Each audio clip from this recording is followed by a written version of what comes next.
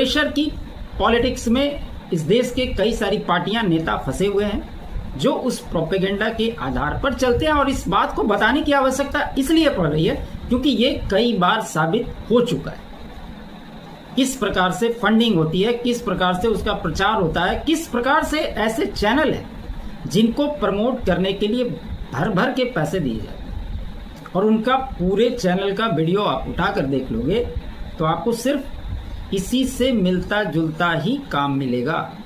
इस देश में किसी की भी सरकार, चाहे कांग्रेस के जमाने में हो और आज 11 साल से भाजपा की सरकार, नरेंद्र मोदी प्रधानमंत्री, हर किसी ने इस देश के कंट्रीब्यूशन में अपना हिस्सा दिया है। इस बात से किसी को कोई इनकार नहीं। लेकिन आखिर ऐसी क्या वजह है कि इन 11 वर्षों में विपक्ष इतना हताश परेशान हो गया है कि वो कुछ भी कर गुजरने को तैयार है?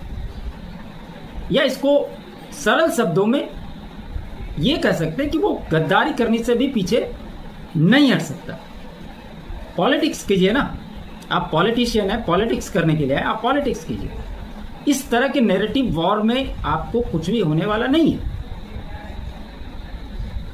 तो क्या कुछ आज सुप्रीम कोर्ट ने कहा, कल जो भी डिस्कशन हुआ था उसकी चर्चा हम लोगों ने की, और आज भी इस पर सुनवाई के दौरान क्या कुछ हुआ, जो वकील पेश हुए थे आज अभिषेक मनु सिंघवी ने फिर से वही सब दलीलों को दोहराया जो उन्होंने कल कहा था। चाहे वो आधार कार्ड हो, राशन कार्ड हो, वोटर आईडी वेरिफिकेशन की बात हो, यही सब बात।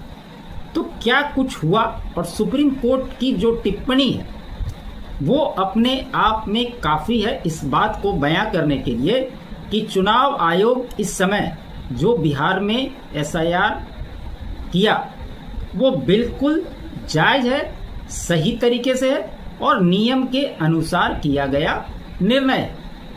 क्योंकि इलेक्शन कमीशन भी एक स्वायत्त संस्था है, और ये दलील देना कि किसी भी वोटर इंसेंटिव रिवीजन के लिए आप इतना समय देना चाहिए, ये करना चाहिए, वो करना चाहिए, ये अदालत नहीं है। क्या ये बातें अभिषेक मनु सिंघवी को समझ में नहीं आती? और इससे ये बात भी क्लियर कट में निकल करके आती है कि ये लोग एकदम श्योर शॉट है कि किसी नेता को जमानत तो दिला सकते, लेकिन इस तरह के मुद्दों पर इनकी वकालत की हवा निकल जाती है। इसमें कहीं कोई किसी को शंका नहीं होनी चाहिए। सुप्रीम कोर्ट ने बिहार में चुनाव आयोग की एसआईआर स्पेशल इंटेंसिव रिवीजन प्रक्रिया पर सुनवाई में